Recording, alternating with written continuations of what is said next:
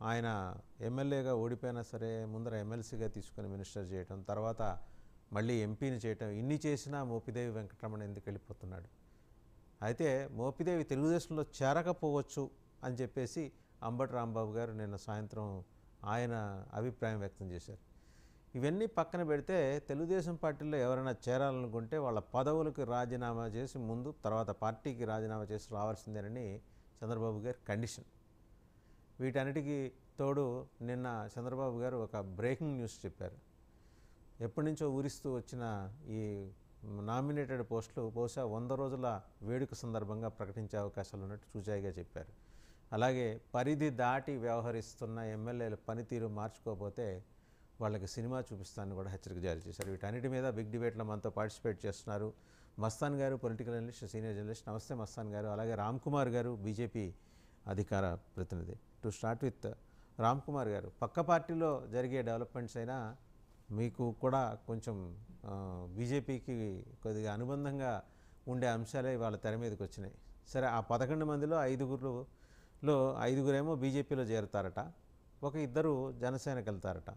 ఆ ఇద్దరు ఎవరంటే పిల్లి సుభాష్ చంద్రబోస్ గారు, ఇంకో పేరేదో వచ్చింది. మీ ఎంబడి వచ్చేది ఏంటంటే పరిమళ నత్వాని గారు. మీరు జగన్మోహన్ రెడ్డి గారి దగ్గరికి పంపించి ఆయన చేత ఆయన వైసీపీలో చేర్పించి తర్వాత రాజ్యసభకు పంపించిన తర్వాత ఒక్క ముక్క అడిగిన పాపాన పోలేదు పరిమళ నత్వాని ఆంధ్రప్రదేశ్కి సంబంధించి. మీ ఛాయిస్లు అలా ఉంటాయి. సరే, ఏదైతేనే సొంత గూటికి ఆయన వచ్చేయబోతున్నారు.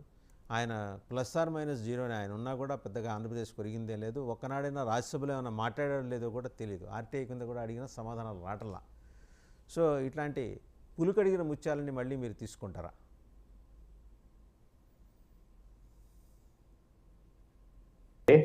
అలాగే మస్తాన్ గారు కూడాను ఎక్స్పెక్ట్ చేశానండి ఇదే క్వశ్చన్ మీ నుండి.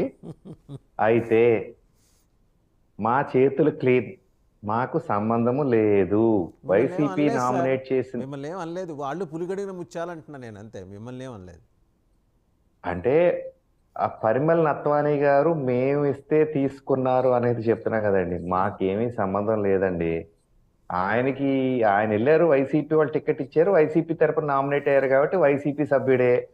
మా దగ్గరికి వస్తే కనుక బీజేపీ అవుతారేమో కానీ ఆయన మాకు ఎటువంటి సంబంధం లేదు. నెంబర్ 1. నెంబర్ 2, అసలు పార్టీల సంగతి ఈ సంగతి పక్కన పెడదాం వాసుదేవ్ గారు. ఓవరాల్ గా ఏంటంటే రాజకీయ నాయకులు ఎలా ఉన్నారంటే పవర్ పోతే ఒక్క సెకండ్ కూడా ఉండలేకపోతున్నారండి. అంటే పవర్ లేని పార్టీలో, పదవులు ఉన్నా కానీ పవర్ లేని పార్టీలో ఉండలేకపోతున్నారు. ఈ సునీత్ గారు ఎమ్మెల్సీ, సునీత్ గారే కదండి, కరెక్ట్, మళ్ళీ పోతుల సునీత్ గారు 19 ముందు ఆవిడ ఎక్కడ ఉన్నారు? ఒక పార్టీలో ఉంటే, అది టీడీపీలో ఉంటే అక్కడ ఆవిడకి ఎమ్మెల్సీ ఇచ్చారు. వైసీపీ పవర్లోకి రాగానే రాజీనామా చేశారు, మళ్ళీ ఎమ్మెల్సీ ఇచ్చారు. ఇప్పుడు మళ్ళీ వైసీపీ పోగానే మళ్ళీ ఇప్పుడు టీడీపీలో జాయిన్ అవ్వాలని అంటున్నారు. అంటే పేపర్లో చదవడం, లోపలికి ఇంకా మనకు తెలియదు, రాజీనామా నేను వచ్చేస్తాను అంటున్నారు. అసలు నిజంగా వాట్ ఈస్ హర్ కంట్రిబ్యూషన్? ఇప్పుడు ఇందాక మీరు అన్నారు ఏది +/- ఏవైనా ఉపయోగం లేదా పరిమళ నత్వాని గారు. నిజంగానే మీరు అన్నదే రైట్. అంటే వాస్తవాలు ఒప్పుకుందాం అంటున్నాను నేను. రాజ్యసభలో ఇప్పుడు దాకా మన ఆంధ్రప్రదేశ్ నుంచి వారు వెళ్ళారు కాబట్టి ఆంధ్రప్రదేశ్ గత 5 ఏళ్లలో వారు ఈ రాష్ట్రానికి చేసిన సేవ ఏంటి, ఈ రాష్ట్రానికి తెచ్చింది ఇదేంటి? బాటమ్ లైన్ ఒక విషయంలో నేను బీజేపీ రాజ్యసభకి ఆంధ్రప్రదేశ్ నుంచి పంపించారు కదా లోగడ నిర్మలా సీతారామన్ గారు, ఆవిడని అప్రిషియేట్ చేస్తాను. పంపించినందుకు కానీ ఆవిడ రుణం తీర్చుకున్నారు, ఆంధ్ర బ్యాంక్ పేరు తీయించేసి. సో కనీసం అలాంటి రుణాలు ఏమన్నా నేను తీర్చుకుంటారు, అవి కూడా చేయలేనా? ఏమండి, అది ఆంధ్రప్రదేశ్ ఒక్కదాన్ని టార్గెట్ పెట్టి బుల్సైలో గన్ పెట్టి కొట్టింది కాదు.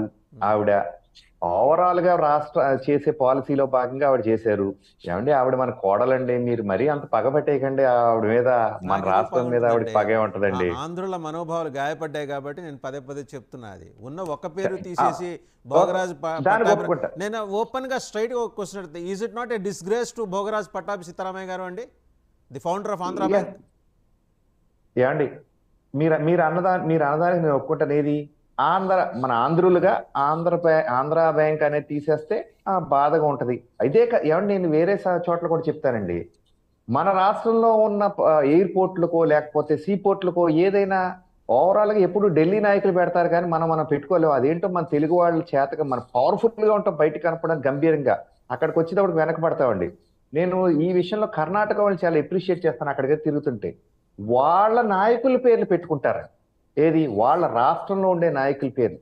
దేశ నాయకులు దేశానికి తీసుకొచ్చి పెట్టచ్చు, కానీ అన్ని చోట్ల ఒకటే పేరు ఉంటది మనకు వచ్చేపాటికి. అది ఎందుకో తెలియదు. సుదీర్ఘకాలంగా చూస్తే రాజీవ్ గాంధీ లేకపోతే ఇప్పుడు ఇంకా సోనియా గాంధీ గారి పేర్లు పెట్టట్లేదు, కానీ రాజీవ్ గాంధీ ఇందిరాగాంధీ పేర్లే పెడతా ఉంటారు. మళ్ళీ దాన్ని తీసుకుంటే నేను ఏదో కాంగ్రెస్ పార్టీకి వ్యతిరేకంగా మాట్లాడారు. ఓకే, మీరు పేరు అన్నారు కాబట్టి పేరు అన్న సబ్జెక్ట్, మరి మీరు పేరు అన్న దాంట్లో మా పార్టీ కూడా మీరు ఎత్తారు, అయినా సరే నేను యాక్సెప్ట్ చేస్తున్నాను వాసుదేవ్ గారు. మనం మాట్లాడుకుందాం. సరే, నెక్స్ట్ ఎక్కడికి అదే ఇప్పుడు అలాగే మరి మన రాష్ట్రం నుంచి వెళ్ళారు సురేష్ ప్రభు గారు, రైల్వేస్ కోసం మంత్రిగా అయ్యారు. కానీ మన రాష్ట్రం కోసం ఎంతో కొంత ఆయన చేశారు, అది కూడా ఒప్పుకోవాలండి మన రాష్ట్రం తరపున ఉన్నప్పుడు. నేను మళ్ళీ వెనక్కి వెళ్ళినప్పుడు నేను చెప్పేది, మీరు అడిగిన ప్రశ్నకి నత్వాని గారి రాష్ట్రానికి ఏమైనా చేశారంటే, నిజంగా మన రాష్ట్రం గురించి ఎక్కడ మాట్లాడింది లేదు, అసలు ఏ రాష్ట్రం గురించి కూడా మాట్లాడడానికి దాఖలాలు లేవు. ఉంటుందండి ఏమిరా బాలరాజు అని, అట్లాగా వారు వెళ్ళి ప్రయోజనం ఏం చేశారు.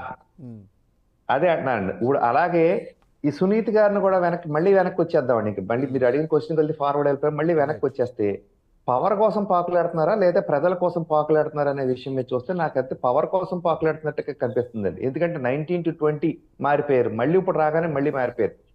ఆవిడ ప్రజల్లో నిజంగా విపరీతమైన ఆవిడని కాదు, లేదా ఒక పేరు తీసుకోవద్దు, అసలు 2024లో జరిగిన ఎలక్షన్స్ లో ఈ ఎవరైనా ప్రజలు అక్కడ క్యాండిడేట్ ఎవరైనా చూడకుండా ఒక పార్టీని ఓడించాలి, రెండో పార్టీని నగ్గించాలనే ఈక్వేషన్ లో మొత్తం అంతా కొట్టిపారేశారు, కానీ ఇంకొకటి ఏమీ చూడలేదని వాసుదేవ్ గారు. నేను సునీత గారిని ఎగ్జాంపుల్ కి ఎందుకు చూస్తున్నానంటే, విపరీత 2024 ఎలక్షన్స్ ముందు, ఒక సంవత్సరం ముందు పవన్ కళ్యాణ్ గారిని నోటికి వచ్చినట్టు కూడా మాట్లాడారండి. ఎవరైనా తీసుకునేటప్పుడు ఇటువంటి వాళ్ళని కూడా మనం కొంచెం జాగ్రత్తగా చూసి తీసుకోవాలి అనేది నా పాయింట్ బేస్ చేసుకుని మాట్లాడుతున్నాను. నాయకుడిని తీసుకుంటే మనకే, మన పార్టీలోకి తీసుకుంటే ఏ విధంగా మన పార్టీకి వాళ్ళు యాడెడ్ అడ్వాంటేజ్ అవుతారు.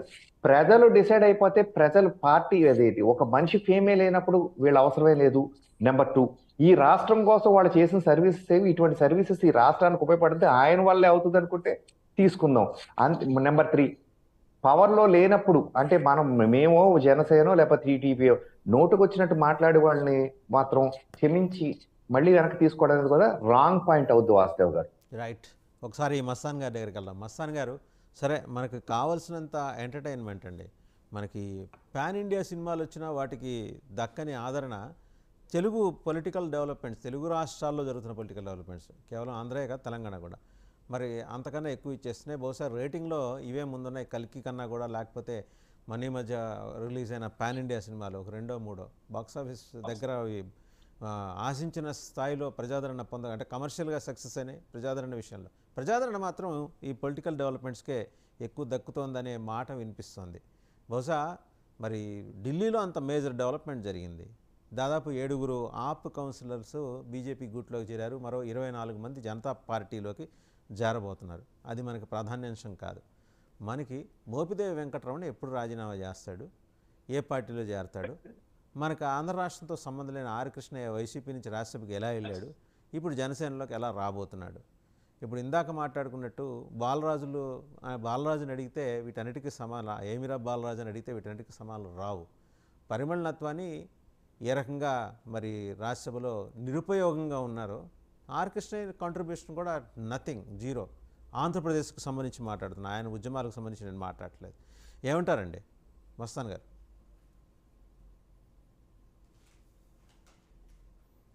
మస్తాన్ గారు మ్యూట్లో ఉన్నారండి, అన్మ్యూట్ చేసుకోండి.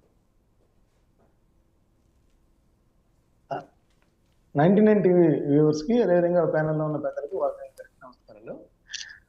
ఇప్పుడు మీరు చెప్పిన తెలుగు రాష్ట్రాల్లో మంచి ఎంటర్టైన్మెంట్ దొరుకుతుంది అనేది కాదు, దేశవ్యాప్తంగా వాళ్ళ రాష్ట్రాల్లో, అందులో తెలుగు రాష్ట్రాల్లో మరీ ఎక్కువగా ఉన్న పరిస్థితి మనం చూస్తున్నాం. ఫిరాయింపులు అంటే అధికారం ఎటువైపు ఉంటే అటువైపు ప్రజాప్రతినిధులు వెళ్ళిపోవడం అనేది ఒక ప్రవాహంగా కొనసాగుతుంది. దీనిలో నైతిక విలువలు అనేవి కానీ, ప్రజలు ఏమనుకుంటారనేది కానీ ఎక్కడ కూడా ఈ రాజకీయ నాయకులు ఆలోచించారు. వాళ్ళ దృష్టి అంతా కూడా అధికారంలో ఉన్న పార్టీల్లో చేరటం, అధికారాన్ని ఎంజాయ్ చేయటం. అంతేగాని ఎవరైతే మనకు అవకాశం ఇచ్చారో ఆ పార్టీ తరఫున ఉండడం కానీ, ఆ పార్టీకి లాయల్గా ఉండటం కానీ, ప్రజల తరఫున వారి సమస్యలు పరిష్కరించడం కానీ, రాష్ట్ర అభివృద్ధికి తోడ్పడటం కానీ అనే అంశాలను కూడా అన్ని పక్కన పెట్టేశారు. ఒక్కటే కనిపిస్తా ఉంది, అధికారమే పరమావధిగా వెళ్తా ఉన్నారు. గతంలో మనం చూసినట్లయితే తెలుగుదేశం పార్టీలో రాజ్యసభ సభ్యులుగా ఎన్నికైన సీఎం రమేష్, సుజనా చౌదరి, అదేవిధంగా మన వెంకటేష్ గారు వీళ్ళందరూ కూడా బీజేపీలోకి వెళ్ళిపోతుంది. ఇప్పుడు చూసినట్లయితే ఈ రోజు వైసీపీకి చెందిన మోపిదేవి వెంకటరమణ, అదేవిధంగా బీదా మస్తానరావు నెల్లూరు జిల్లాకు చెందినవారు, వారిద్దరూ కూడా ఈరోజు రాజ్యసభ చైర్మన్ ని కలిసి రాజీనామా చేయబోతున్నట్టుగా కన్ఫర్మ్ చేశారు. నిన్న నేను మోపిదేవి వెంకటరమణ గారితో కూడా మాట్లాడటం జరిగింది. అంటే ఆయన గత కొన్ని సంవత్సరాలుగా వైసీపీలో అసంతృప్తితోనే కొనసాగుతున్నారనేది ఆయన మాటల ద్వారా అనిపించింది. అంటే అధికారం కోల్పోగానే అసంతృప్తి బయటపడుతుంది అనమాట, మనం అలా అర్థం చేసుకోవాలి. అంటే అది కూడా కారణం. మస్తాన్ గారు స్ట్రైట్ క్వశ్చన్. ఇప్పుడు ఆయనకి ఏం తక్కువ చేశాడు జగన్మోహన్ రెడ్డి? నిజానికి ఏమీ తక్కువ చేయలేదు. ఎందుకంటే ఆయన రేపల్లె నుంచి దాదాపు 2014, 2019 నుంచి కూడా ఎమ్మెల్యేగా వైసీపీ తరఫున పోటీ చేయడం, 2 సార్లు ఓటమి చెందడం జరిగింది. ఆ తర్వాత ఆయనకి ఎమ్మెల్సీగా స్థానం కల్పించి మంత్రివర్గంలో కూడా జగన్మోహన్ రెడ్డి గారు తీసుకున్నారు.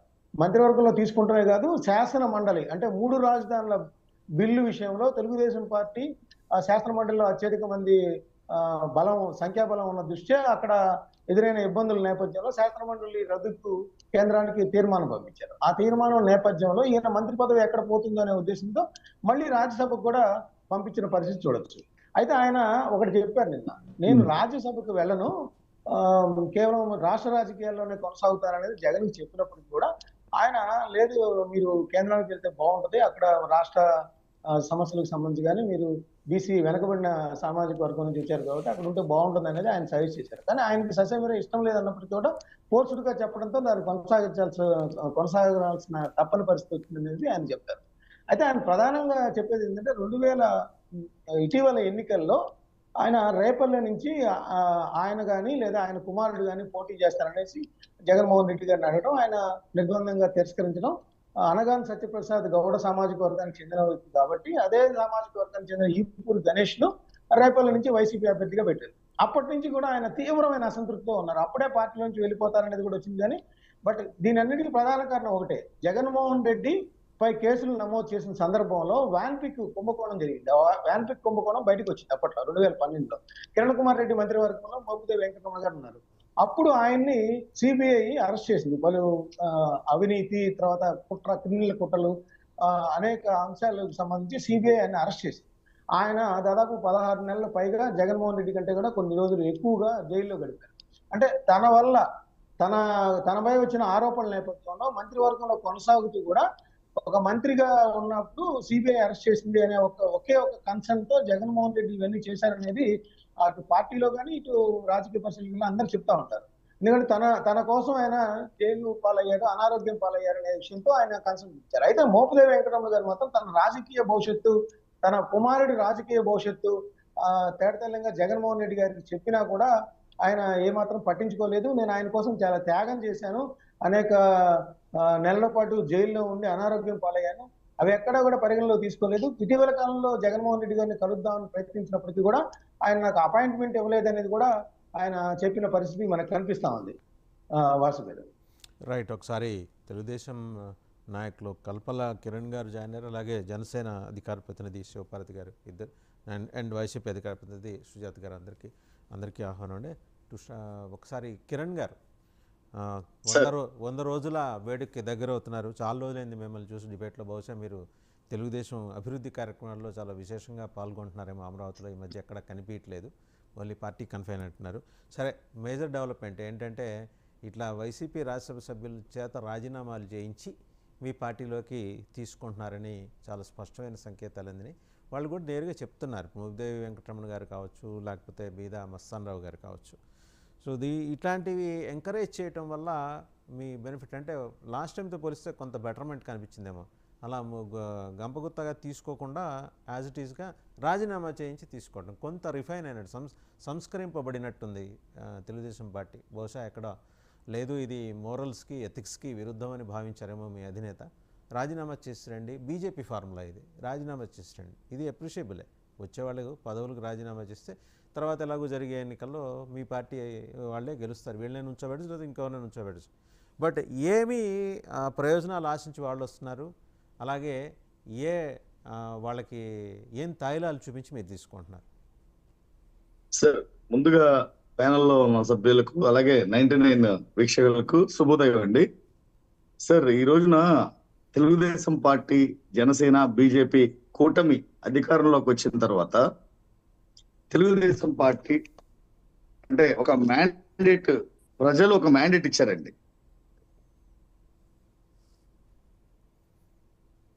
రైట్ కిరణ్ గారు. ప్రజలు ఒక మ్యాండేట్ ఇచ్చారు సార్.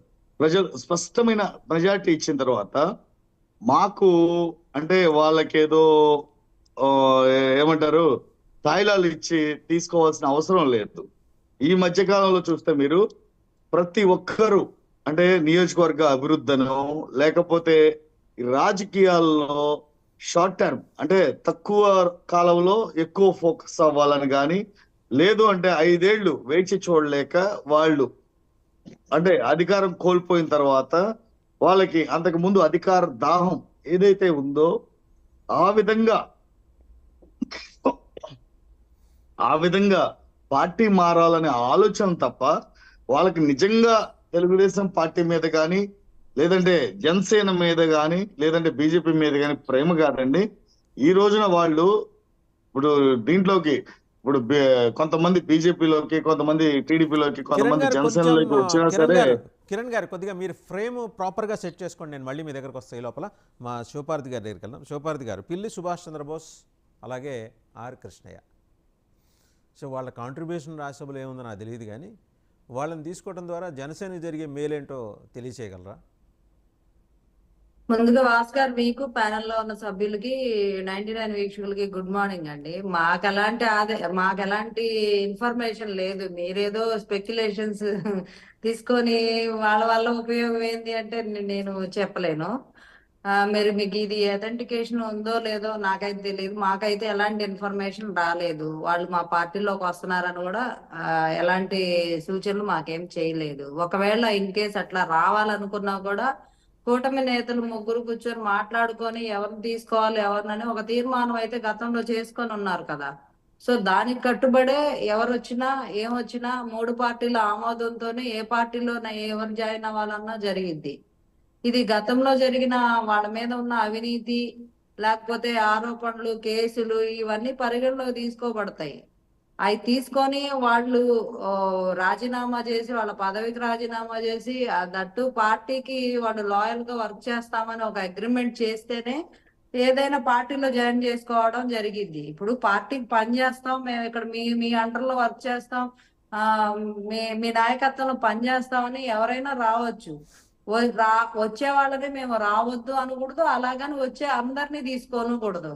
ఎందుకంటే వాళ్ళ మీద గతంలో ఉన్న ఆరోపణలు తప్పించుకోవడానికో అధికారం ఉంది కదా అని చెప్పి అటు నుంచి ఇటు నుంచి అటు జంప్ జనానికి అవకాశం ఇస్తా పోతా ఉంటే ఫస్ట్ నుంచి పార్టీని మోసినోళ్ళు, పార్టీని నమ్ముకొని చేసిన ప్రతి నాయకుడికి ఇబ్బంది కలిగిద్ది. కాబట్టి అది కూడా దృష్టిలో ఉంచుకొని అన్ని పారామీటర్స్ బేస్ చేసుకొని వాళ్ళు పదవులు ఆశించకుండా పార్టీలో సహనంగా వెయిట్ చేసి ఓపికగా వర్క్ చేస్తానంటేనే తీసుకోవడం జరిగింది. దట్టు వాళ్ళ మీద ఎలాంటి అవినీతి లేకపోతేనే.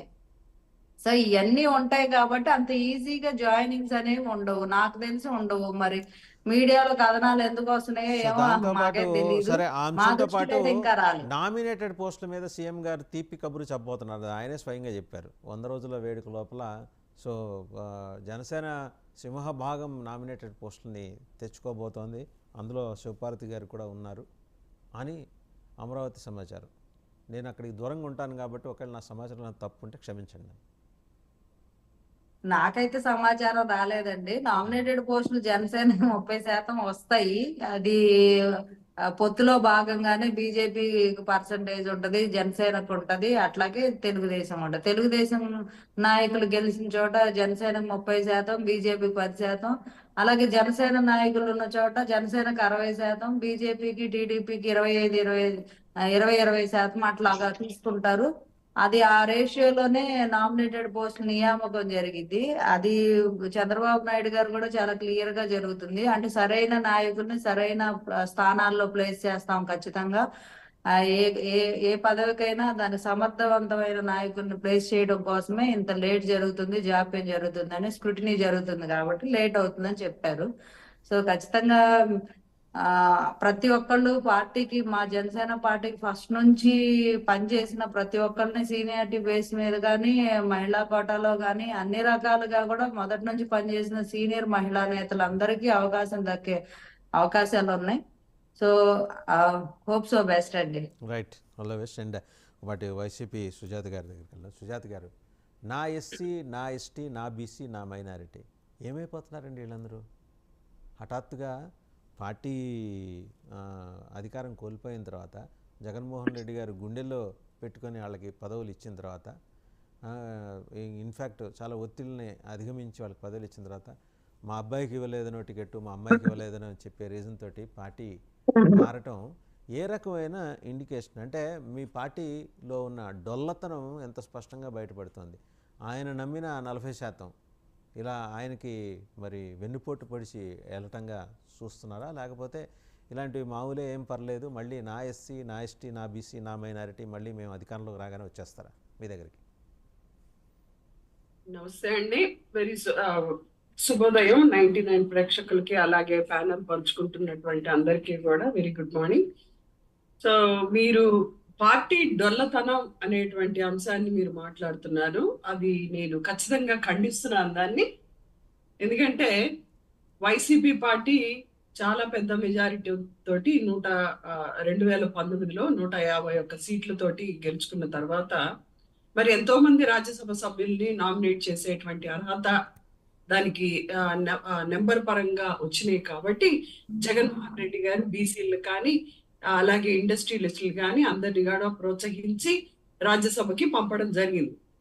సో పంపిన తర్వాత ఈ రోజు ఓడిపోయిన తర్వాత జగన్మోహన్ రెడ్డి గారి సిద్ధాంతాలకు కానీ పార్టీ సిద్ధాంతాలకు కానీ అనుగుణంగా ఉండకుండా వాళ్ళ సొంత లాభాల కోసం వాళ్ళ కుమారుడికి టికెట్ ఇవ్వలేదనో, లేకపోతే వాళ్ళు వ్యాపార పరంగా వాళ్ళు ఇబ్బందులు పడతారనో, వాళ్ళ వ్యక్తిగత అంశాల మీద వెళ్ళాలని అనుకునే వారికి ఎప్పుడూ పార్టీ అడ్డు చెప్పదండి.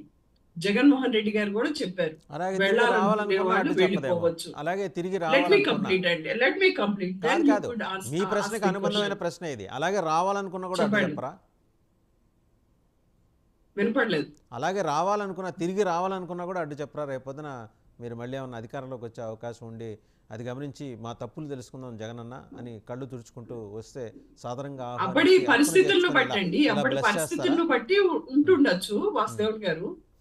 ఒకటి ఈరోజు చెప్పేవేమో శ్రీరంగ నీతులు, దూరేవేమో డాష్ డాష్ డాష్ గుడిసెలు అన్నట్టు చంద్రబాబు నాయుడు గారు నిన్న కేబినెట్ మీటింగ్ లో ఏం చెప్పారు? విలువలు, విశ్వసనీయతలు, వాటి కోసం మేము కట్టుబడతాము అని చెప్పినటువంటి చంద్రబాబు నాయుడు గారు కేబినెట్ మీటింగ్ అయ్యే లోపు ఇలాంటి రాజ్యసభ సభ్యులందరినీ మేము తీసుకుంటాము, రాజీనామా చేయించి తీసుకుంటాము. అసలే ఆ కూటమిలో ఇట్స్ ఆల్రెడీ ఓవర్ఫ్లోయింగ్. బీజేపీ నాయకులు కానీ, జనసేన నాయకులు కానీ, టీడీపీ నాయకులు కానీ ఎంతో మంది ఉన్నారు. మీకు రాజ్యసభ సీట్లు ఇప్పించుకునే అంత నెంబర్ ఉంది. అలాంటప్పుడు వైసీపీ నుంచి తీసుకోవాల్సిన అవసరం ఏంటి చెప్పండి? ఏముంది, మిమ్మల్ని ఖాళీ మీ పార్టీని ఖాళీ అదే ఒకటి వైసీపీ పార్టీని నైతికంగా ఢిల్లీలో వైసీపీ చిరునామా గల్లంతు చేసే కార్యక్రమం ఆయన రాజకీయం. మీరు మాట్లాడనివ్వట్లేదు. ఒక్క నిమిషం, మీరే చెప్పాలి. మీరు అడిగారు కాబట్టి చెబుతున్నా. ఎందుకు అంటే ఇందుకు అని. అలాగే ఆయన రాజకీయం చేయడానికి వచ్చారు కానీ ఆయన చారిటీ చేయడానికి రాలా చంద్రబాబు గారు, గుర్తుపెట్టుకోండి. అంటే పక్కన పార్టీలు ఏంటి చారిటీ చేస్తున్నాయా? మీరు చేసింది ఏంటి? ఇంతకుముందు వాళ్ళందరినీ తెచ్చుకోవాలి పక్క వాళ్ళని. కాదు, ఆయన చారిటీ కాదు, ఆయన రాజకీయం చేస్తున్నాడు. పక్కన పార్టీలు ఏం చేస్తున్నాయి? పౌరోహిత్యం చేస్తున్నాయా? కాదు కదా. నిజంగా పౌరోహిత్యమే చేస్తున్నారేమో, చేశారేమో, చేయలేదు. వైసీపీ నిజంగా పౌరోహిత్యమే చేస్తే, పురోహితం ఏదైనా పనికొచ్చేది చేస్తే ఇవాళ మీరు 11 తోటి అక్కడ ఉండేవాళ్ళు కాదు, అధికారంలో ఉండేవాళ్ళు. మీరు పౌరోహిత్యం కూడా చేయాల. కనీసం ఒక విషయం, మీరు పౌరోహిత్యం కూడా చేయాల. ఒకటి, 2 పార్టీలు రాజకీయ పార్టీలే. మీరెందుకు దాన్ని టీడీపీ పార్టీ తీసుకుంటే అది చాలా నైతికంగా ఉందని అంటున్నారు? నేను అంటలేదండి, నేను పొరపాటు కూడా ఆ మాట ఇంతకు ముందు అనలేదు, ఇక మీదట అన్నో. వాళ్ళు రాజకీయం చేయడానికి వచ్చారన్న, అంతేగాని ఇంకా వాళ్ళు నైతికంగా ముందుకెళ్తున్నారని ఏ పార్టీకి నేను కితాబీ ఇది ఇవ్వడానికి నేను ఇక్కడ లేను. వాళ్ళు ఏం చేశారో లోగడ తెలుసు. మీరు అదే చేశారండి అది. కాదు కాదు కాదు వాసుదేవన్ గారు, జగన్మోహన్ రెడ్డి గారు ఎప్పుడూ కూడా టీడీపీ పార్టీ నుంచి గెలిచినటువంటి ఎమ్మెల్యేలను తీసుకునేటువంటి ప్రయత్నం చేయలేదు. వాళ్ళకై వాళ్ళు వైసీపీ పార్టీకి మద్దతు ఇస్తే కనుక జగన్మోహన్ రెడ్డి గారు పార్టీలోకి ఆహ్వానించారు, కానీ వాళ్ళకి ఎలాంటి పదవులు ఇవ్వలేదు. కానీ చంద్రబాబు నాయుడు గారు 23 మందిని తీసుకొని 2019లో 4 మంత్రి పదవులు ఇచ్చారు. వాళ్ళకి కోటాను కోట్ల డబ్బులు ఆశ చూపి ఆ డబ్బులు ఇప్పటికి కూడా ఇవ్వలేదు. అలాగే మొన్నటికి మొన్న 2023లో ఎమ్మెల్సీలను తీసుకున్నారు, 3 ఎమ్మెల్సీలను తీసుకున్నారు. వాళ్ళకి ఇవ్వవలసినటువంటి డబ్బులు ఇవ్వలేదని చెప్పి ఉండవలసి శ్రీదేవి ఎలా టీవీలకు ఎక్కి మాట్లాడిందో మనం అందరం విన్నాము. అదే విధంగా ఇప్పుడు రాజ్యసభ సభ్యులను తీసుకోవడానికి చంద్రబాబు నాయుడు గారు ఆయన పేటెంట్ రైట్ అన్నట్టుగా తీసుకుంటారనే విషయం మాకు ముందే తెలుసు. ఎందుకంటే అసలు ఆయన రాజకీయంగా మొదటి అడుగు పడిందే ఎన్టీ రామారావు గారు ఉన్నప్పుడు ఎమ్మెల్యేలను లాక్కొని ఆయన దగ్గర లేనటువంటి ఎమ్మెల్యేలను కూడా చూపించి ఈనాడు ద్వారా గాని ఆంధ్రజ్యోతి ద్వారా గాని ఆ నెంబర్ చూపించి ఇమోషనల్ గా ఎన్టీ రామారావు గారికి బ్లాక్ మెయిల్ చేసి ప్రభుత్వాన్ని లాక్కున్నటువంటి చరిత్ర చంద్రబాబు నాయుడు గారు. దాని గురించి మీరు కొత్తగా చెప్పవసరం లేదండి, ఉన్న టాపిక్ మాట్లాడండి. మీరు దాని గురించి మీరు కొత్తగా చెప్పవసరం లేదు. అడిగే ఇప్పుడు మీ జగన్మోహన్ రెడ్డి షర్మిల గారికి చేసిన ద్రోహం చెప్పండి, దాని గురించి మాట్లాడకుండా ఎప్పుడో రాజకీయం గురించి మాట్లాడండి. ఇప్పుడు వాసుదేవన్ గారు అడిగిన క్వశ్చన్ ఏంటి? మీ దగ్గరకు వస్తాను మీరు అడిగే లోపల నేను అడిగేసాను ఆవిడ్ని. ఆవిడేదో పక్కన బైపాస్ నుంచి రమ్మంటే అవుటర్ రింగ్ నుంచి వస్తున్నారు ఆవిడ. అండ్ చంద్రబాబు గారు వెనుపోటు ఇవన్నీ మనం ఇప్పుడు మాట్లాడుకోవాల్సిన అంశాలు కాదు. దయచేసి అది మినహా మనం ప్రస్తుతం కన్ఫైన్ అవుదాం, సబ్జెక్ట్ కన్ఫైన్ అయ్యి మాట్లాడదాం. నేననేది ఏంటంటే నా బీసీ, నా ఎస్సీ, నా ఎస్టీ, నా మైనారిటీ, ఎందుకు వీళ్ళు ఒక్కళ్ళొక్కళ్ళు వెళ్ళిపోతున్నారు? మీకు ఎక్కడ బాధ అనిపించట్లా? అంటే మీకంటే మీ నాయకుడికి ఔటర్ రింగ్ రోడ్ నుంచి వచ్చినా బైపాస్ నుంచి వచ్చినా చేరేది ఒకటే గమ్యం. అర్థమైందా వాసుదేవన్ గారు? చంద్రబాబు నాయుడు గారి తత్వం, ఆయన రాజకీయం ఎక్కడ మొదలైందో మనం చెప్పుకోవాలి. పాత పడిపోయింది ఆ సబ్జెక్టు, దాని వల్ల కాదండి. టీడీపీ పార్టీ గాని, టీడీపీ గాని, బీజేపీ గాని, అలాగే జనసేన గాని మనం చూసాం ఏ రకంగా వీళ్ళు పక్కన పార్టీలో ఉన్నటువంటి నాయకుల్ని అవసరం లేకపోయినా లాక్కొని తెల్లారే పార్టీకి, మహారాష్ట్రలో చూసాం తెల్లారు లేచి పొద్దున్న లేచే పార్టీకి ప్రభుత్వాలు మారిపోతాయి. పేపర్ చూసుకుంటే చక్కటి పాయింట్ తీసుకొచ్చారు. బీజేపీ చేస్తున్న రాజకీయం మీద మీరు చక్కటి పాయింట్ తీసుకొచ్చారు. నేను అదే సందర్భంలో మీకు ప్రశ్న, ఏమాత్రం ఉపయోగం లేని పరిమళ నత్వాన్ని తీసుకొచ్చి మీరెందుకు రాజ్యసభ సీట్ ఇచ్చారు? కాదండి, నేను అడిగే ప్రశ్నకు సమాధానం చెప్పండి. రైటే ఒక్క నిమిషం నా ప్రశ్న కంప్లీట్ చేయనండి. పరిమళ నత్వాన్ని ఎందుకు తీసుకొచ్చి మీరు సీట్ ఇచ్చారు? ఇవాళ ఆయన ఎందుకు మళ్ళీ బీజేపీలోకి వెళ్ళిపోతున్నాడు? ఆయన వల్ల ఒక సెంటీమీటర్ ఉపయోగం ఏమన్నా జరిగిందా రాష్ట్రానికి? వాసుదేవన్ గారు, మీరు అలా అనుకుంటే టీడీపీ పార్టీలో 100 మంది రాజ్యసభ సభ్యులను చూపిస్తాం. మేము పనికి మాలిన రాజ్యసభ సభ్యుల్ని టీడీపీ పార్టీలో ఏళ్ల తరబడి ప్రోటోకాల్ అనుభవిస్తూ ఉన్నటువంటి రాజ్యసభ సభ్యుల్ని మేము చూపిస్తాం. ఎందుకు వాళ్ళు గవర్నమెంట్ లో ఉన్నారు, రాష్ట్రానికి ఏమాత్రం ప్రయోజనం జరిగిందనేది ఎంతో మంది లిస్ట్ ఉంది, దానికి సపరేట్ డిబేట్ పెట్టుకుందాం. కానీ ఇప్పుడు చంద్రబాబు నాయుడు గారు తీసుకుంటున్నటువంటి రాజ్యసభ సభ్యులు ఎవరున్నారో వాళ్ళని జగన్మోహన్ రెడ్డి గారు అడ్డుకునే ప్రయత్నం ఎప్పుడూ చేయరు. వాళ్ళ సొంత లాభాల కోసం, కుమారుడు కోసం, సీటు కోసమో, లేకపోతే ఇండస్ట్రీస్ బెనిఫిట్స్ కోసమో వెళ్ళాలనుకుంటే వెళ్ళొచ్చు వాళ్ళు. కానీ చంద్రబాబు నాయుడు గారు అవసరం లేకపోయినా తీసుకోవడం అనేది ఏదైతే ఉందో అది ప్రజలు చూస్తున్నారు. 164 సీట్లు వచ్చినాయి. ఏ జనసేనలో గాని, బీజేపీలో గాని, టీడీపీలో గాని రాజ్యసభకి పంపించుకునేటువంటి మనుషులే లేరా? వీళ్ళని పంపిస్తానని ఆయన ఎక్కడా చెప్పలేదే. అది కాదండి, వీళ్ళని పంపిస్తానని ఆయన ఏం చెప్పాలా? వాళ్ళంతా వాళ్ళు రాజీనామా చేసి వస్తున్నారు స్వచ్ఛందంగా. చంద్రబాబు గారి నాయకత్వంలో స్వచ్ఛందంగా పనిచేద్దాం, మేము పులుగడిగిన ముచ్చాలని చెప్పుకొని వస్తున్నారు. పనిచేసే వాళ్ళని ఆయన ఎందుకు కాదంటారు? పనిచేయడానికి రండి అంటారు. నేను మళ్ళీ మీ దగ్గరకు వస్తా. ఒక మాట కలపల్లి కిరణ్ గారు మళ్ళీ వస్తా. కలపల్లి కిరణ్ గారిది ఇందాక ఫ్రేమ్ డిస్టర్బ్ అయింది, ఇప్పుడు వచ్చారు. ఏమండి, వ్యాన్ పిక్ కేసులో పాత కేసులు తిరగదోడతాం, మోపిదేవి వెంకటరమణ నువ్వు పార్టీకి తెలుగుదేశంలో చేరకపోతే తాట తీస్తాం అనే బెదిరింపు ఆయనకు రావటం వల్లే ఆయన గడగడ వణికిపోయి రాజ్యసభకి సభ్యత్వానికి వైసీపీకి రాజీనామా చేసి మీ పంచన చేరబోతున్నారు అని ఒక కథనం పొలిటికల్ కారిడార్స్లో రౌండ్స్ కొడుతోంది. నిజమేనా? సార్ ఇక్కడ తెలుగుదేశం పార్టీ మొదటి నుండి బెదిరింపు రాజకీయాలు కానీ కక్ష సాధింపు రాజకీయాలు కానీ ఏ రోజు చేయలేదండి. ఇప్పుడు ఇందాక సుజాత గారు మాట్లాడుతున్నారు, ఇప్పుడు వాళ్ళ అధికారం కోల్పోయిన దగ్గర నుండి ఆ వాళ్ళలో ఉన్న ఫ్రస్ట్రేషన్ ఎలా ఉందో ఇప్పుడు ఈ వీడియోలో కనిపిస్తుంది. ఎందుకంటే అధికారం కోల్పోయిన తర్వాత జగన్మోహన్ రెడ్డి తన పార్టీ నేతలతో ఒక రివ్యూ మీటింగ్ అనేది పెట్టలేని దౌర్భాగ్య స్థితిలో ఉంది అంటే అది వైకాపా పార్టీ అండి. ఈ రోజున మోపిదేవి వెంకటరమరావు గారిని బెదిరించి లేదా వాన్పిక్ కేసులు తిరగదోడతామని చెప్పి వాళ్ళని ఏదో భయపెట్టి రాజ్యసభ సభ్యుని లాక్కోవాలన్న ఉద్దేశం కూటమి ప్రభుత్వానికి లేదు లేదు లేదు. అది నేను మీకు మీడియా పరంగా అలాగే 99 టీవీ పరంగా చెప్తున్నానండి. ఇక్కడ వాళ్ళు రాజ్యసభ సీటు అనేది నామినేటెడ్ పోస్ట్ లాంటిది. ఓకే, ప్రజలతో సత్సంబంధాలు లేకుండా నామినేట్ అయిన రాజ్యసభ సభ్యులు వీళ్ళు మళ్ళీ తిరిగి రాజ్యసభ సీట్లు ఇస్తారు అని చంద్రబాబు నాయుడు గారు లేదా కూటమి ప్రభుత్వం తీసుకోవట్లేదండి. వాళ్ళకి అక్కడ జగన్మోహన్ రెడ్డి నాయకత్వంలో వైకాపా పార్టీ డొల్లతనం గాని, జగన్మోహన్ రెడ్డి అంటే అధికారంలో ఉండగా తను చేసిన ఏదైతే కుల రాజకీయం అంటే చేసింది కుల రాజకీయం, చెప్పింది మాత్రం ఇందాక ఆవిడ అంటున్నారు చేసే దొమ్మర పనులు దూరేది గుడిసెల్లో అని. అది నిజంగా అది వైకాపా నాయకుడికి సరిపోద్దండి. ఎందుకంటే ఏదైతే మాట తప్పను మడమ తిప్పను అని ప్రజల్లోకి వచ్చారో, మాట తిప్పి మడమలు తిప్పిన ఘనత జగన్మోహన్ రెడ్డిదండి.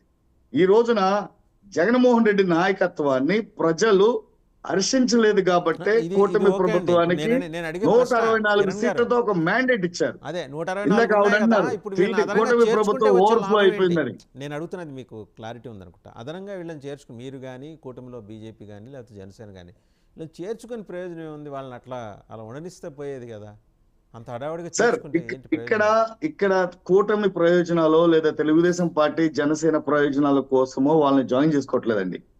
వాళ్ళకి అక్కడ నమ్మకం లేక, అంటే జగన్మోహన్ రెడ్డి నాయకత్వం మీద నమ్మకం లేక వాళ్ళకున్నది. సార్ ఎప్పుడైనా ఒకటి గుర్తుపెట్టుకోండి సార్, మెడిసిన్ ఎక్స్పైరీ అయిన తర్వాత ఆ మెడిసిన్ పనిచేయదు.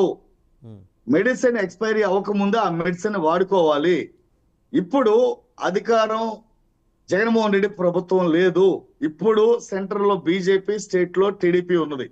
వాళ్ళు రాజ్యసభ ఏదైతే ఇంకా సంవత్సరం ఉందా లేకపోతే 2 ఏళ్ళు ఉందా ఆ కాలాన్ని ఎక్స్పైరీ అవ్వకుండా చూసుకుంటున్నారు. కానీ జగన్మోహన్ రెడ్డి నాయకత్వంలో వాళ్ళు పనిచేయటానికి సంసిద్ధంగా లేరు. ఎందుకంటే జగన్మోహన్ రెడ్డి ఓటమి పాలైన తర్వాత కుటుంబ తగాదాలు కానివ్వండి, బాబాయ్ హత్య కేసులో ప్రధాన ఆరోపణలు రావటం కానివ్వండి, ఇవన్నీ జగన్మోహన్ రెడ్డి నాయకత్వం మీద ఒక మచ్చ కాదండి, ఒక జగన్మోహన్ రెడ్డి నాయకత్వం మీదే ఒక నమ్మకం, అపనమ్మకం కలిగింది ప్రజలకి, నాయకులకి. అలాగే ఈ రోజున పోతుల సునీత కానీ ఎమ్మెల్సీ లాంటి వాళ్ళకి కానివ్వండి, జగన్మోహన్ రెడ్డి కింద పనిచేసే ఎవరైతే number 1, number 2, number 3 YV Subba Reddy కానివ్వండి, విజయసాయి రెడ్డి కానివ్వండి, లేదు అంటే ఇంకా వేరే సజ్జల రామకృష్ణారెడ్డి కానివ్వండి, వీళ్ళల్లో ఒక అనుమానాలు, అపోహలు, అంటే మహిళలతో అసభ్య ప్రవర్తనలు, ఇవన్నీ ఏంటంటే జగన్మోహన్ రెడ్డి నాయకత్వాన్ని బలహీనపరిచినాయండి. అంతేగాని తెలుగుదేశం పార్టీ కానీ చంద్రబాబు నాయుడు గారు వీళ్ళని ఏదో కావాలని పార్టీలోకి జాయిన్ చేసుకోవాల్సిన అవసరం తెలుగుదేశం పార్టీకి, కూటమికి లేదండి. ఎందుకంటే నామినేటెడ్ పోస్టులు ఇవ్వడానికి కానీ ఇప్పుడు పదవులు పందేయడానికి కానీ ఈ కూటమి ప్రభుత్వం చాలా పకడ్బందీగా, ఎందుకంటే సీట్ల సర్దుబాటు అయితే ఏ విధంగా జరిగిందో ఆ విధంగా నామినేటెడ్ పోస్టులు కూడా ఎలాంటి ఇబ్బందులు లేకుండా కూటమి ప్రభుత్వం ముగ్గురు, అంటే తెలుగుదేశం పార్టీ, జనసేన, బీజేపీ ముగ్గురు కలిసి ఒక నిర్ణయానికి వస్తున్నారు. ఎక్కడ విభేదాలు లేవు పార్టీలో కానీ, కూటమిలో కానీ, ఏ పార్టీలో కానీ. ఇప్పుడు వైకాపా నుండి వచ్చే వాళ్ళని తీసుకోవాల్సిన అవసరం కూడా లేదు. వాళ్ళు భయపడి ఎక్కడ, అంటే ఇంకా వైసీపీలో ఉంటే ఎక్కడ మునిగిపోతామో.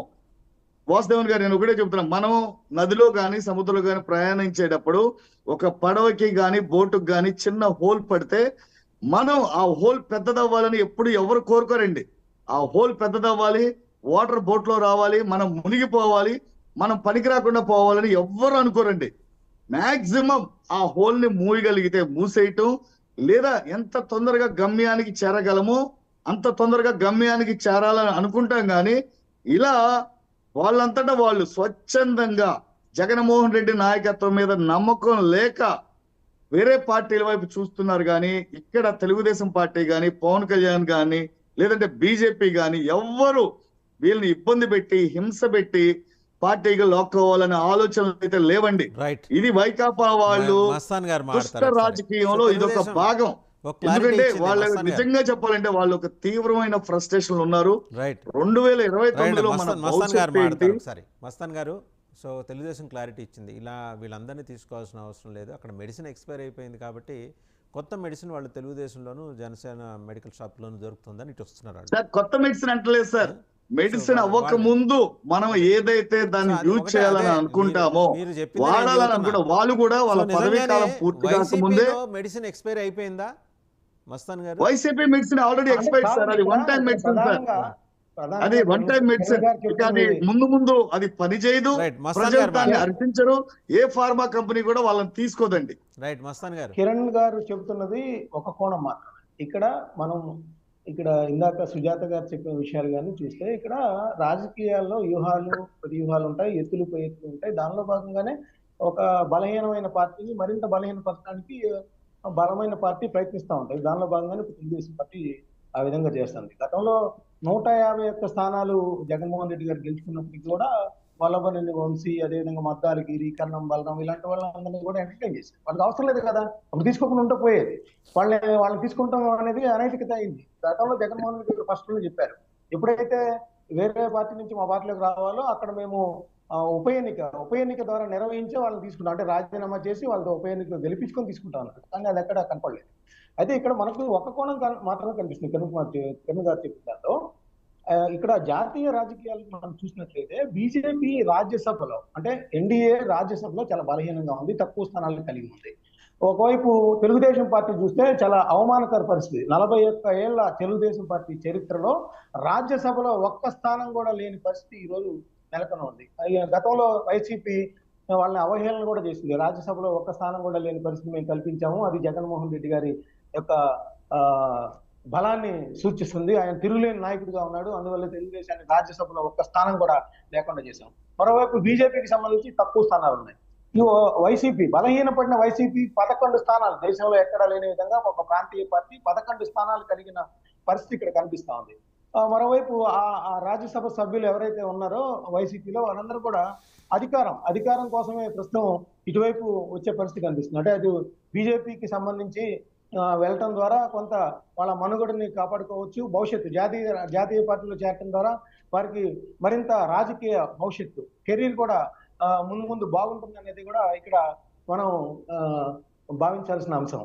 ఇవన్నీ చూసినట్టయితే ఇక్కడ నైతికత కానీ విలువలు కానీ ఎవరు కూడా ఏమీ చూడట్లేదు. జగన్మోహన్ రెడ్డి గారు నా ఎస్సీ నా బీసీ అని అన్నప్పటికీ కూడా వాళ్ళు ఒకటే చెప్తున్నారు. ఇప్పుడు వేదా మస్తాన్ రావు గారు వైసీపీకి ఆర్థికంగా అండదండగా ఉండే నేపథ్యంలో వచ్చిన వ్యక్తి. అదేవిధంగా పరిమళ నత్వాని గారు కూడా ఆర్థికంగా అండదండగా ఉండటం, లేదా కేంద్రంలో లాబింగ్ చేయడం అనే ప్రాతిపదికగా. ఎవరి కోసం లాబింగ్ అండి? ఆయన కోసం ఆయన లాబింగా, లేకపోతే వైసీపీ కోసం, అంటే జగన్మోహన్ రెడ్డి గారి రాష్ట్రం కోసం?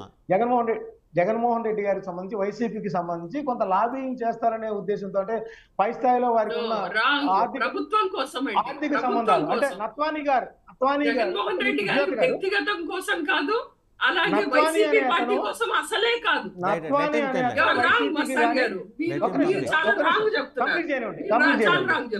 కంప్లీట్ చేయనండి. నత్వాని గారు వైసీపీకి కానీ ఆంధ్రప్రదేశ్ కానీ ఎటువంటి సంబంధం లేని వ్యక్తి. ఈ రోజు వరకు కూడా ఆంధ్రప్రదేశ్ కి సంబంధించి ఒక ప్రాజెక్ట్ తెచ్చారని కానీ, జాతీయ రాజకీయాలకు సంబంధించి కేంద్రంతో సంబంధాలు నిలిపి ఆంధ్రప్రదేశ్ కి సంబంధించి ఏదైనా ప్రాజెక్ట్ తేవడం కానీ, అభివృద్ధి పనులకు సహకరించడం కానీ చేశారని ఒక్క మాట కూడా జగన్మోహన్ రెడ్డి గారు చెప్పలేరు, నత్వాని గారు కూడా చెప్పలేరు. మీరు చెప్పారు. ముఖేష్ అంబానీ స్పెషల్ ఫ్లైట్ లో వచ్చి జగన్మోహన్ రెడ్డిని కలిసి అది ఇప్పించుకున్న నామినేటెడ్ పోస్ట్ సార్. అది ప్రజలతో సంబంధం ఎలా ఉంటాయి? రాష్ట్రానికి అతనికి సంబంధం ఎక్కడుంది? నత్వాని గారి వల్ల ఆంధ్రప్రదేశ్ కు దక్కిన లాభం ఏంటి? ఆయన లాబింగ్ తో కానీ మస్తాన్ గారు నాకు అవకాశం ఇవ్వండి. ఒక నిమిషం అండి, ఆయన కంప్లీట్ చేయండి, ఆయన కంప్లీట్ చేయండి. వైసీపీకి కానీ ఆంధ్రప్రదేశ్ కానీ ఎటువంటి సంబంధం ఉందా? కేవలం ఆయన ఇక్కడ తీసుకొచ్చి రాజ్యసభ అంటే మన మన మన ఎమ్మెల్యేల ద్వారా ఆయనకి రాజ్యసభ కట్టడం ద్వారా మనకు కలిగిన లాభం ఏంటి? ఆంధ్రప్రదేశ్ ప్రజలు ఏ ప్రయోజనం పొందారు ఆయన వల్ల? ఒక్కటి చెప్పండి మీరు. వాసుదేవన్ గారు రైట్, రెస్పాండ్ అవ్వండి. ఓకే, మస్తాన్ గారు, గవర్నమెంట్ లో జరిగేటువంటి ఏదైతే కంపెనీలు తీసుకురావడం కానీ, లేకపోతే గవర్నమెంట్ నుంచి ఫండ్స్ తీసుకురావడం కానీ జీవోల రూపంలో ఉంటది కానీ తీసుకొచ్చి మీ కళ్ళ ముందు ఎవరు పెట్టరు. I think you are a journalist and you got to know the better information than మీ.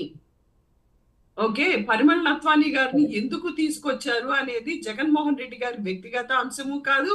అలాగే వైసీపీ పార్టీకి ఈ సుమంతా ₹1 ఫండ్ ఇచ్చింది కూడా లేదు ఆయన. దానికోసం కానే కాదు, పరిమళ్ నత్వానీ గారిని ఎందుకు తీసుకొచ్చారు అనేటువంటిది కేంద్రం నుంచి రావాల్సినటువంటి నిధులను సంపాదించుకోవటం కానీ, అలాగే బీజేపీ పార్టీ తోటి ఉన్నటువంటి సత్సంబంధాలు కానీ, ఆ ఫండ్స్ రిలీజ్ చేయించుకోవడం కానీ, వీటన్నిటి కోసం పరిమళ్ నత్వానీ గారిని ఆ స్థానంలో జగన్మోహన్ రెడ్డి గారు పెట్టడం జరిగింది. మరి అలాంటప్పుడు అమిత్ షా గారు కానీ లేదా బీజేపీ పెద్దలు తీసుకురావాలి కానీ ముఖేష్ అంబానీ గారు ఎలా తీసుకొస్తారండి? ఒక ఇండస్ట్రియలిస్ట్ గా సపోర్ట్ చేయడంలో ఏ మాత్రం తప్పు లేదు.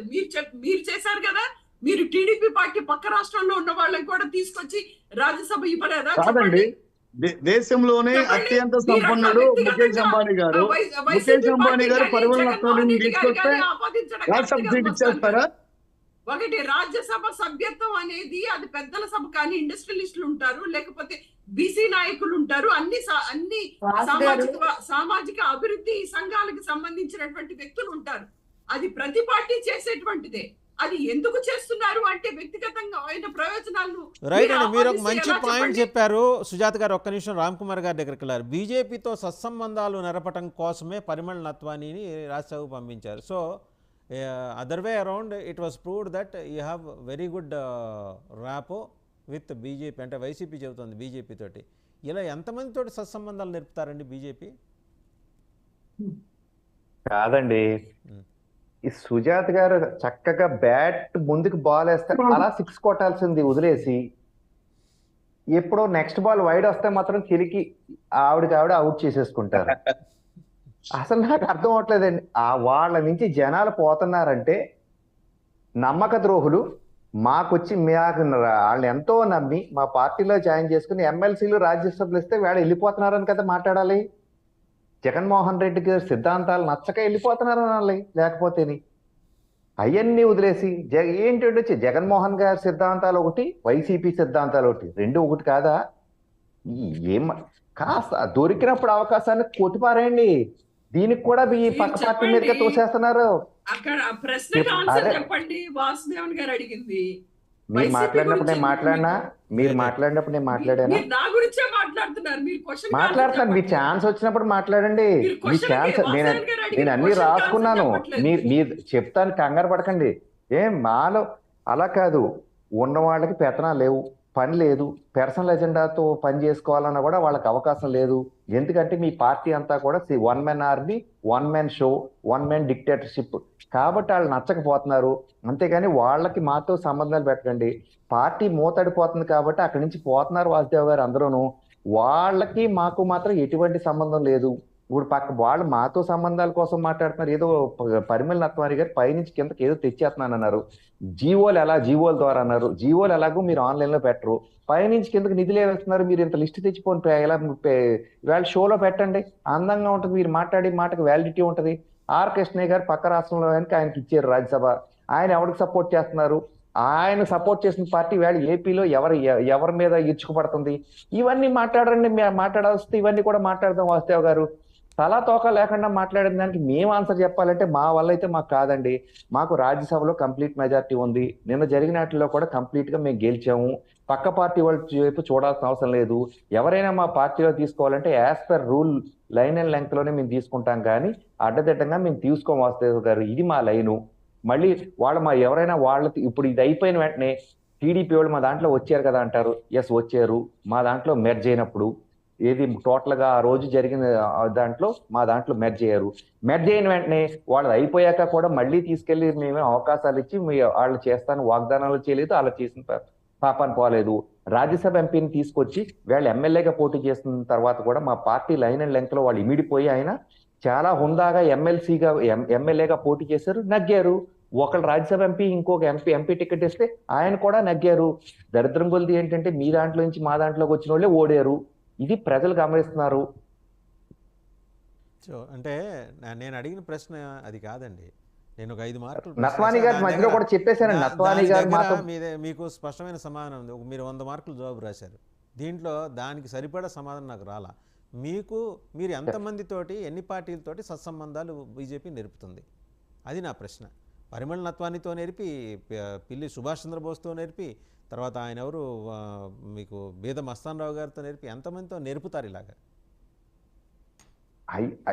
కాదండి, ఇవన్నీ ఉన్నాయి కానీ సుజాత గారిని బేస్ చేసుకుని అడుగుతున్నారా లేకపోతే పేపర్ బేస్ చేసుకుని అడుగుతారా మాకు తెలియదు కానీ అడుగుతున్నానండి. మనకి లైవ్ ఓకే, మీకు ఎక్కడి నుంచి న్యూస్ వచ్చుంటే కనుక మీ పార్టీ టికెట్, ఒక్క నిమిషం అండి, మీ పార్టీ టికెట్ మీద లోకల్గా ఉన్న తెలుగుదేశం సపోర్ట్తోనో లేకపోతే వైసీపీ సపోర్ట్తోనో రాజ్యసభకు పంపిన వాళ్ళు ఈ రాష్ట్రానికి ఏం చేశారు?